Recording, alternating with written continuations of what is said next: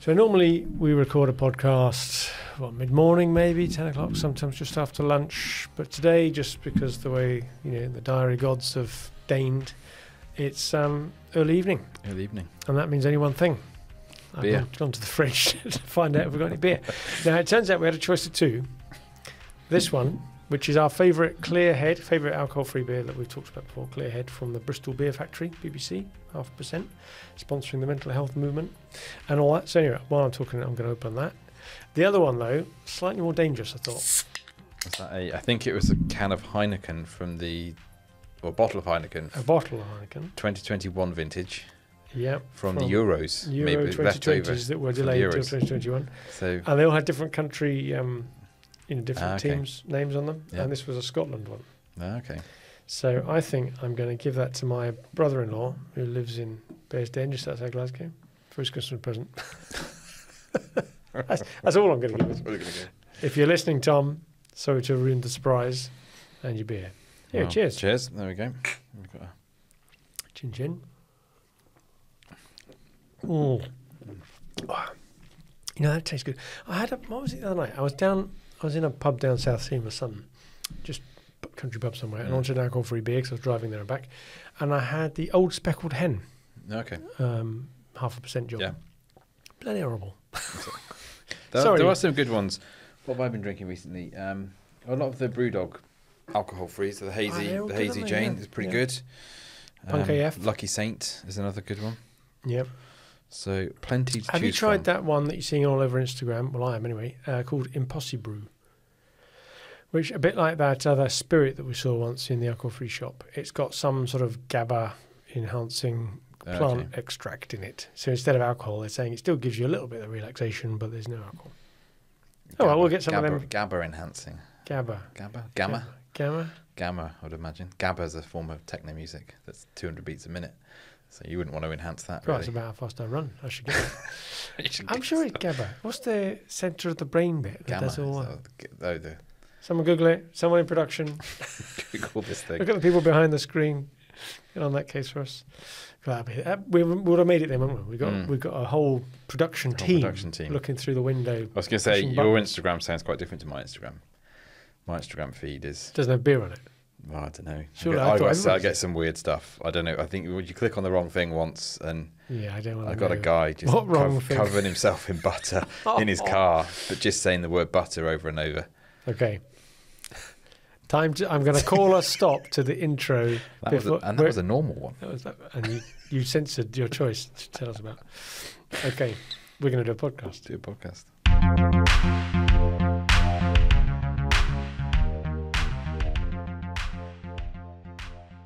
Hello and welcome to another episode of the SME Growth Podcast from Wellmeadow. It's back to me and Rich in the room. Hello, Rich. Hello. We've had a couple of guests recently. I've missed you. Been out of action. Out and about, doing some work. Doing some work. So we're back in here, just the two of us to shoot the breeze. Every week we try and come up with something useful or interesting to owners and managers of small and medium-sized enterprises. And the last few have been quite interesting, I think. We'll see what today turns up like. But should we have a quick roundup of what the last few were? So what was last week's? Last week's was Dave Hamlet. He was a hoot. He came in here and did his Instagram story as soon as he arrived. And it went viral. You almost, famous. He liked the studio. Let's suffice it to say. What a great guy, though. Great guy. Lots to talk about. If you're into sales, interested in sales or anything like that, or entrepreneurs, go and check out episode 89. Okay, so a week before that then, going back a bit now. Before that was Amy Snowden. Amy, ex-employee of Wellmeadows of 15 years ago, maybe, something like that. Whatever it was. Way back when. She was good. E-commerce. She is as evangelical about Shopify as we are about HubSpot. And I was going to get the video editing doctored because she mentioned another CRM in her talk. Blasphemy. And I was going to get it beeped out. Blasphemy. But I didn't. You could just get an AI voice over the top going, HubSpot. You never noticed the difference. Yeah. That sounds just like Amy as well. For those of you listening. Sorry, Amy. Yeah, Amy does not sound like that. No. So anyway, that was 88. 88 and 87 was we did a kind of overview of directors' responsibilities. And the roles of the board. Roles of the board. Yeah, that was a good one as well. Good in that it's useful. Not perhaps the most rib-tickly subject to get everyone rolling in the aisles. It's a good reference one, though, to go back to. I think we'll end up sending that link on to I've sent it out people. A few times already. So good. But today we've got the slippery subject. See how I segued that beautifully from my Instagram. Yeah, from your butter-covered Instagram start to the slippery subject of when is it time for a CEO to go? Inspired by an HBR article of the same name. Give them credit. Interesting to trigger that thought. But it happened to catch my eye, and I'm not going to say why, but someone listening, some elements of my audience may know that this has been a subject of discussion in certain quarters at certain times. In certain places. In certain places in recent history. Well, it should, I mean, it happens everywhere, right? Yep. Especially in bigger companies where CEOs are in theory appointed a bit more so. In our world, SME world, more often it's the owner. Yep. And the owner isn't going to go and be the turkey that votes for Christmas. So it's a different type of process, let's put it that way. But even then, one day you're going to tell me to sling me hook and get me out of here on my Zimmer frame and leave it over to you to run it properly for a change. Send me off to the glue factory or something. Yeah, exactly. So at some point that day will come. But before it gets to next week, exactly, we need to think Start about calling you Pritstick. What? Pritstick Parry. Yeah, I'll take the hint. Try and work out what are the telltale signs. So, I mean, how do you structure this? We could pick up the HBR theme. The HBR theme sort of talks about the journey of the CEO, doesn't it? Really. Yeah, in time terms. Yeah. And I suppose this is quite interesting as well. Maybe not to get political, which we never do on this, but just that there's a lot of talk around politics at the moment and the honeymoon period. Yeah. And how Keir Starmer seems to have not had one. So he probably had a couple of hours. He blew it, didn't he? But yeah, so that kind of entry period of a new CEO coming in, has that kind of honeymoon period where they're able to explore new ideas and look at, sort of reinvigorate a team. I don't know what's the contextualization of this for the SME owner managed business. Maybe I suppose we've maybe seen this in some cases where the one member of the board or an MD has maybe come across some new thinking or been reinvigorated for whatever reason. Suddenly they started going along to they've meetings of peer groups, and all of a sudden there's or it could be a new director. Maybe it's not the CEO necessarily, but a new director who's quite a force of nature comes into the board and starts to take a bit more of an informal leadership, maybe. Yeah. And the point is that they're taking more risks. And I guess if you're a new CEO in a bigger organisation, or maybe you take over a company, maybe it's an acquisition, or it's not quite a startup, but scale up. Something then new. You're riskier taking. You've got less to lose, and so you can start to ride on that wave of newness that everyone seems to cling to. A bit of a change. Everyone's got a bit of a moan about the way it used to be. And of course, they soon realise they'll have another set of moans that are different about the way it's become. And I suppose that the point of the honeymoon period is that you have got that sort of period of grace, haven't you, where you're allowed to find your feet. You're trying to get the lay of the land. Look at, it's a new environment potentially, or maybe it's a new company you've acquired or something like that in the owner managed situation. Or maybe you've even just formally appointed a board. A lot of companies haven't really got that. Yeah. Maybe directors in name, but they're not. They suddenly say, right, okay, we're going to grab this by the scruff of the neck now. Here's the next 5-year plan. Off we go. Yeah. This is the vision. Well, you do get a bit of succession as well. Then you've got a couple of clients, especially in family businesses, where it's a bit of a tradition to hand it down from the parent to child or niece or nephew or something. There's a bit of that going on. Or even just to another member of the board, a long-standing another member, perhaps. So when that happens, you get this honeymoon period thing. And it is such a shame, and you're right, Starmer's blown his one, but it's a shame when you see someone else blowing theirs, because you've got almost free license to make a few mistakes in the early days. You can blame the previous incumbent, although there is a caveat there if they're still around. That's a bit harder to do if the previous incumbent is... The HBR article says, and I quote, talking in reference to the CEO, she may also have to kill, in quotation marks, wounded princes, executives who had hoped to get her job. And some people who may have helped her get a job. So you've got to kill the princes. Well, and the equivalent in the founder business, and we've seen this as well, especially with the succession, is that the next generation or the younger, perhaps, member of the board is appointed to the top role, but the existing CEO doesn't really leave. Yeah. May change title to chairman or something else, whatever, chief something else officer. But they're still around, and they become an informal communication channel for all the people that have been there for ages who don't like the new decisions from the new person, and so they go straight to the old one. And yeah, if you're still around, it's hard as well for the new person to come in and really start unwinding some stuff that they may want to unwind, because the parent of that idea is still there. Can be. Don't know if it's a slight aside, but sort of on topic as well. Have you watched Griselda on Netflix? I have not.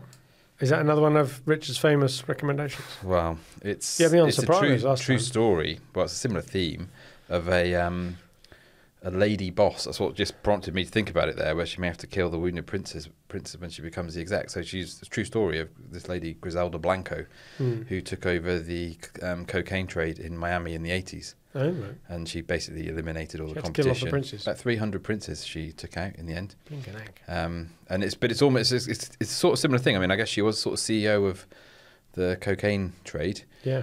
And it's a similar sort of thing. She obviously had a period where everyone was her friend and everyone was this, but she ended up isolating herself. To help her get to the top.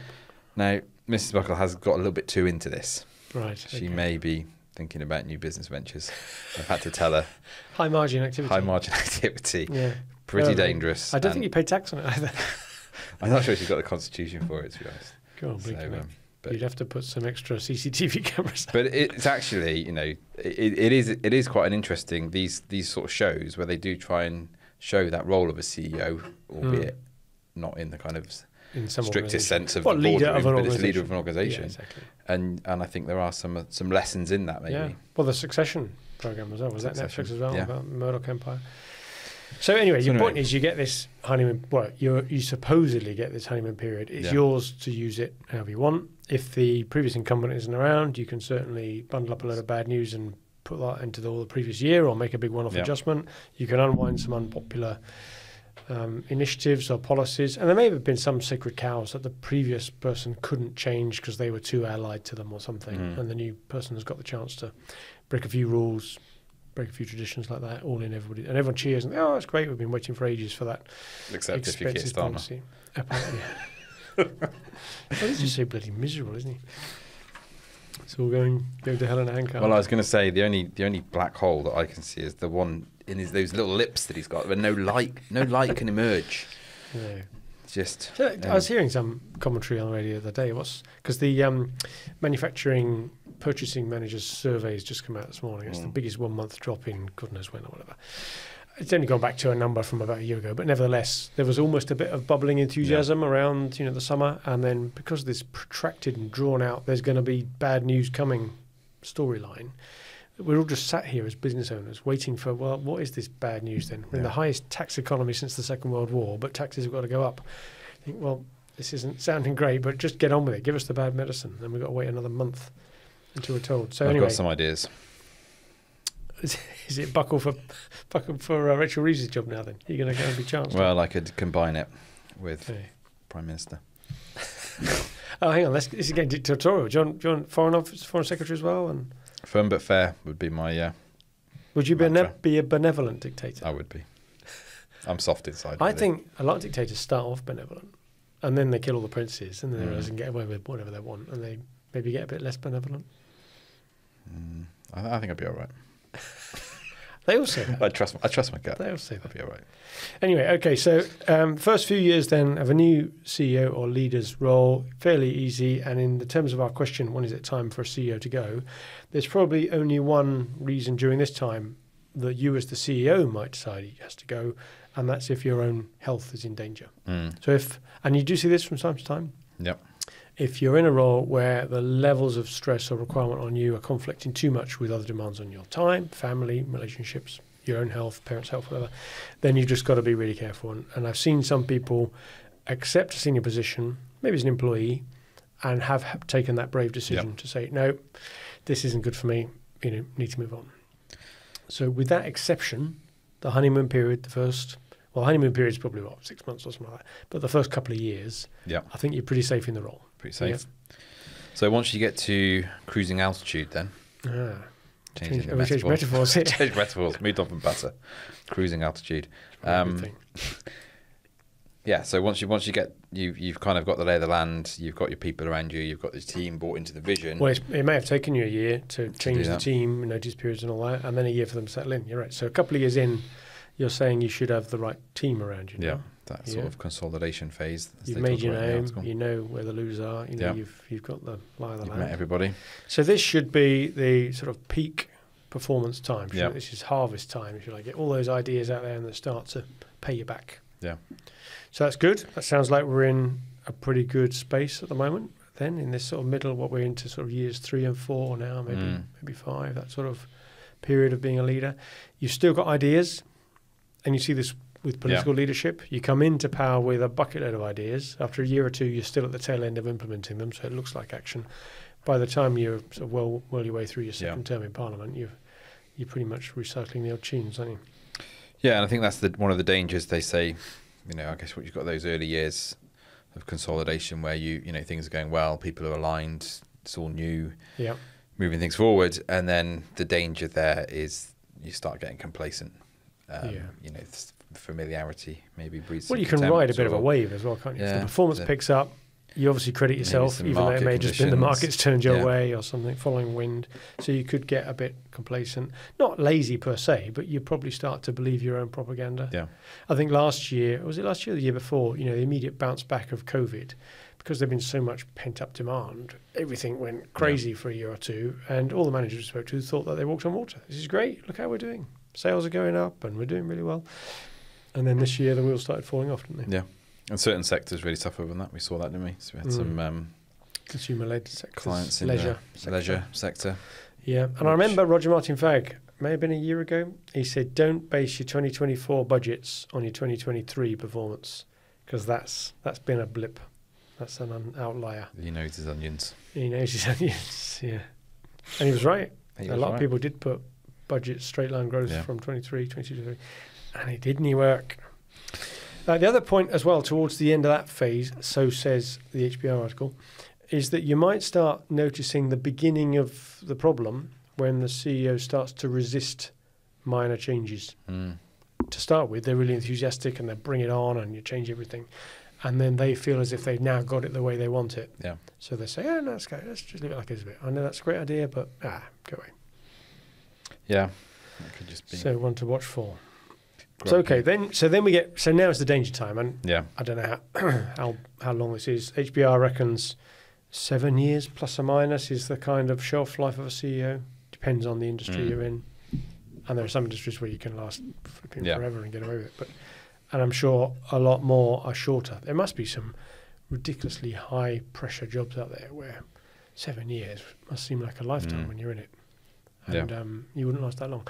So we're talking about that time period now. So if that's about the length of time that a leader has really got a lot to offer without some sort of extra input, road to Damascus experience, new injection of skills and talent onto the board, or something, then what do you watch for? What are the signs that someone on the board needs to sidle up to the CEO and start showing them job adverts for non-execs in sunnier places?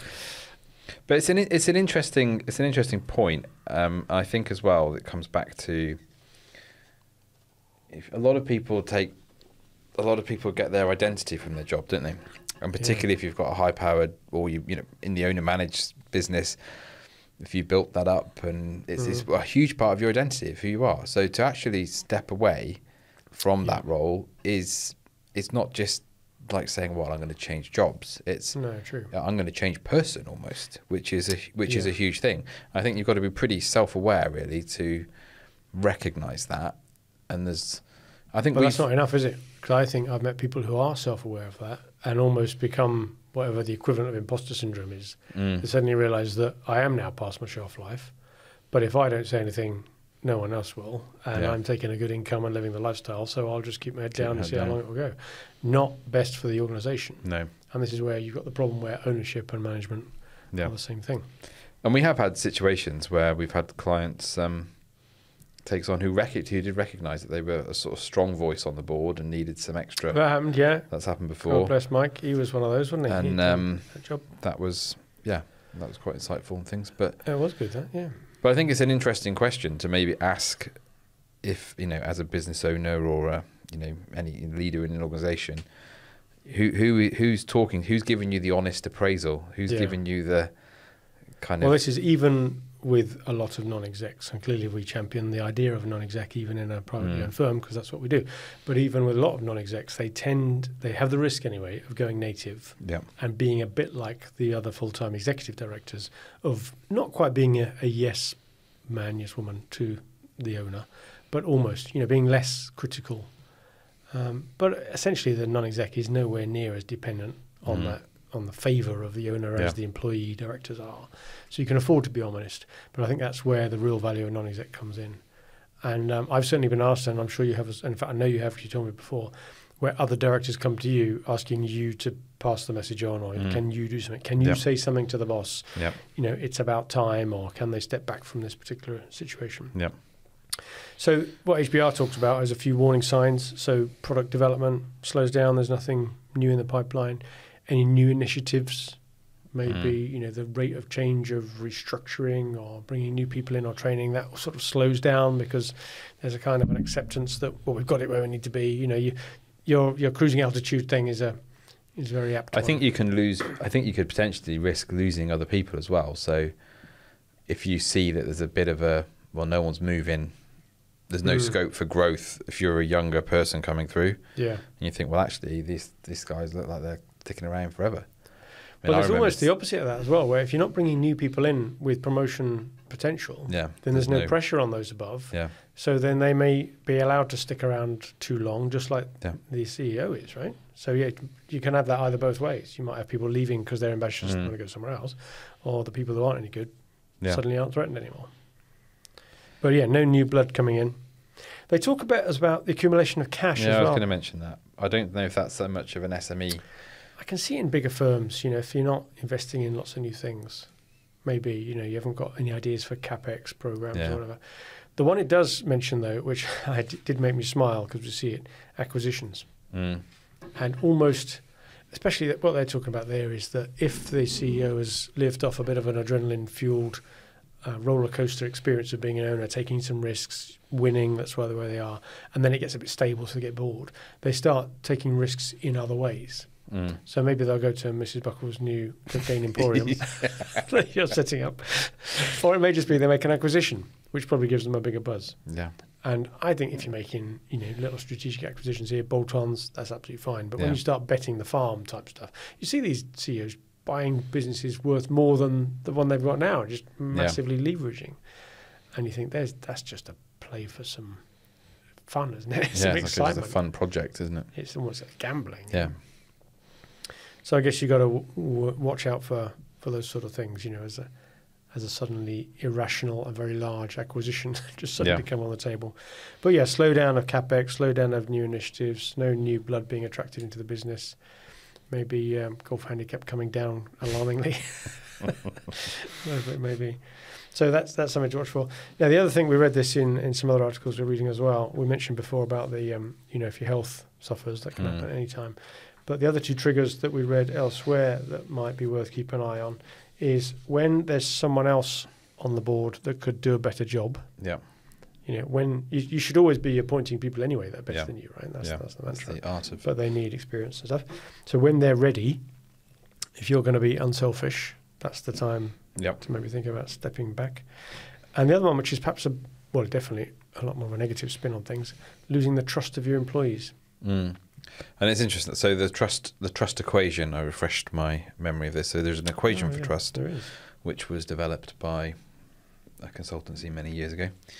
And the trust equation is trust is equal to credibility plus reliability plus intimacy divided by self-orientation.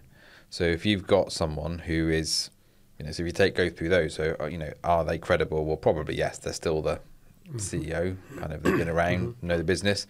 Are they reliable? Well, that could take different forms. Maybe they're not as quick as they were, or they're not coming in as much, or they're not whatever.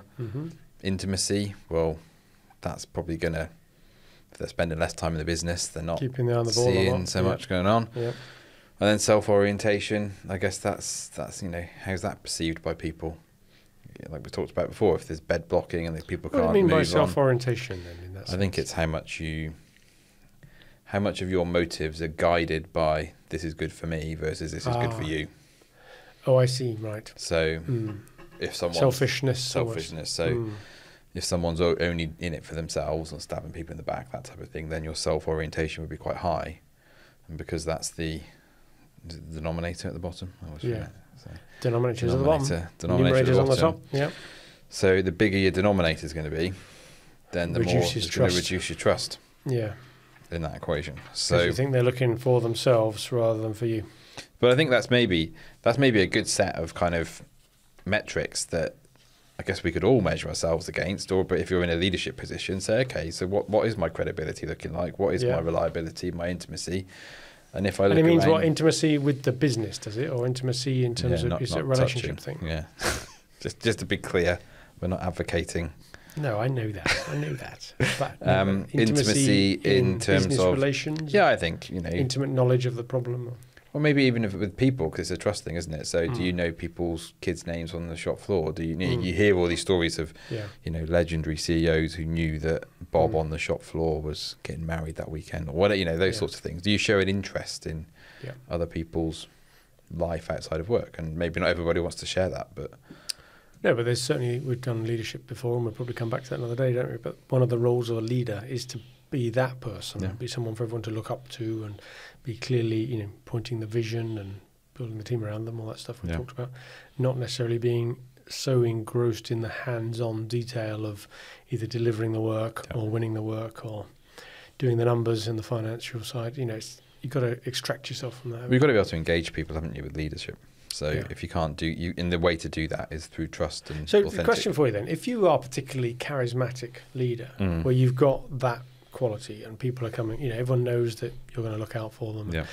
How are you ever going to get to the point where someone else meets that criteria we just talked about, where they can do a better job than you? Because you almost, is it true that you sort of stifle that? Can any organisation have two big characters like that?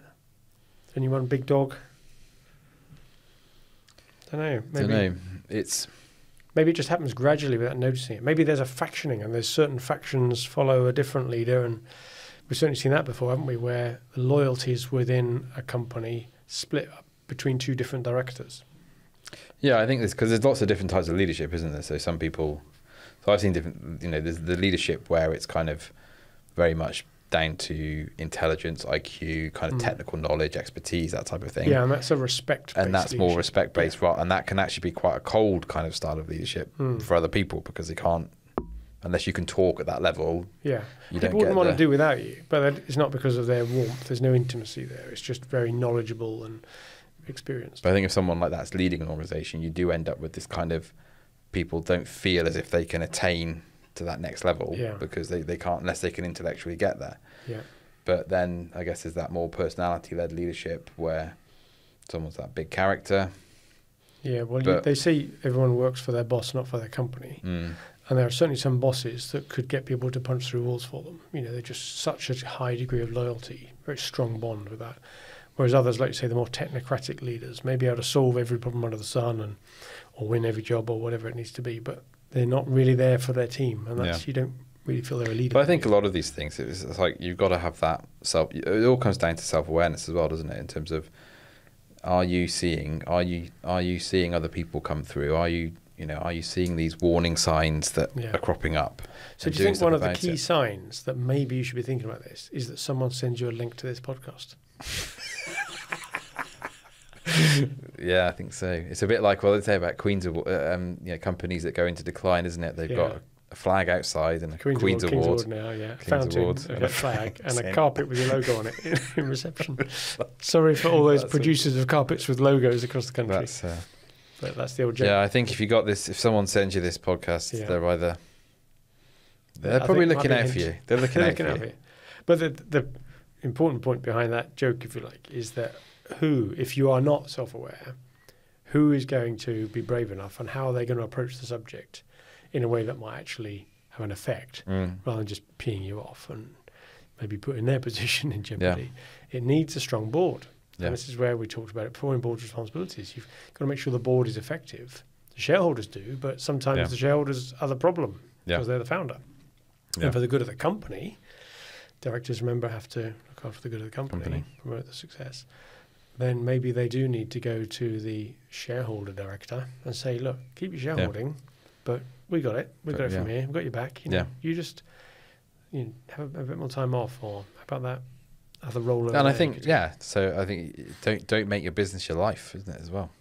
Well, you're right. Too many people do that. Don't make it your sole identity or big part of your identity. Just there's more to life. And we keep going back to it. If you've not read 7 Habits of Highly Effective People, like the other 10 squillion people that have, then that's one of his great mantras, isn't it?